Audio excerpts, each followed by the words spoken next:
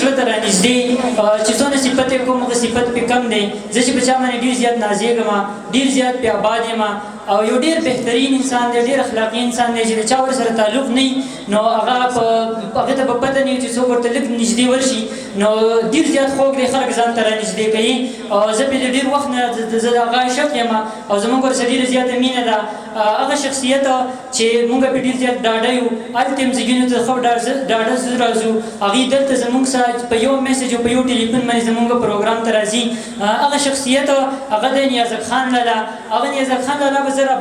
راغواړم تاسو ته به خپل شعرونه وړاندې کوي خو ستاسو نه ډېره زیاته تمه د دې لرم چې ډېر زیات ډاډ ورته ورکړي دا پروګرام د دې نیازک لالا د مخه را جوړېږي نیازک لالا ته به بلنه ورکوم او په دغه شعرونو باندې راغواړم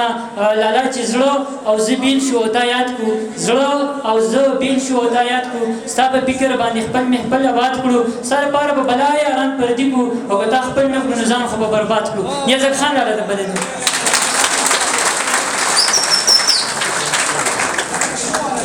ډېره مننه کوکو د ټولو نه وړاندې زه خو چې هر کال راشم نو زه د کوکو مننه کوم چې په دغه لوړو غرونو کې په دنګو غرونو کې د لوبې را جوړوي او دغه ماشومان چې کوم دي دغه ځوانان چې کوم دي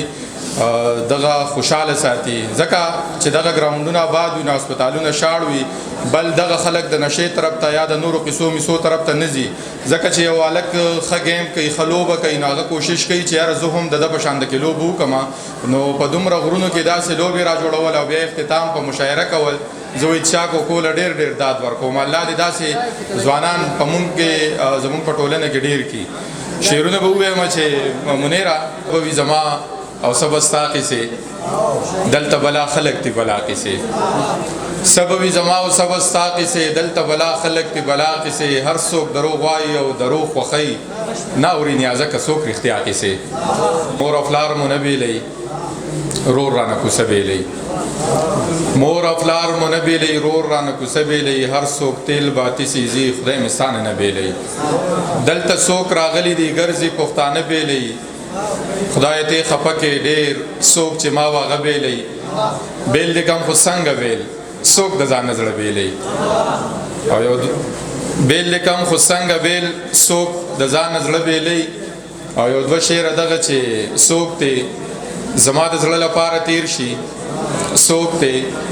زما د زړه لپاره تیر شي هغه سړی دی په دې لاره تیر شي زه په تیر عمر پسې نه جاړم زما د دا ژوند په قلاره تیر شي زه په خپل شته کور کې بې کوره یم زه په خپل شته کور کې بې کوره یم مطلب مې دا دی چې بې موره یم د هوس تنده په ما مه سړوه په ټوک ډوډۍ پسې سرتوره یم د هوس تنده په ما مه سړوه په ټوک ډوډۍ پسې سرتوره یم زما د مرګ داو په هیڅ چا نه ده زه لګېدلې د خپل وروره یم زما د مرګ زما د مرګ داوه په هیڅ چا نه ده زه لګېدلې د خپل وروره یم چې جیب مې تش دی په دې خبره زما پوخ یقین دی په دې خبره زما پوخ یقین دی چې جیب مې تش دی نو بې زوره یم بلا موده وشوه نیازکه یاره په یو سړي پسې بې سوره یم ډېره مننه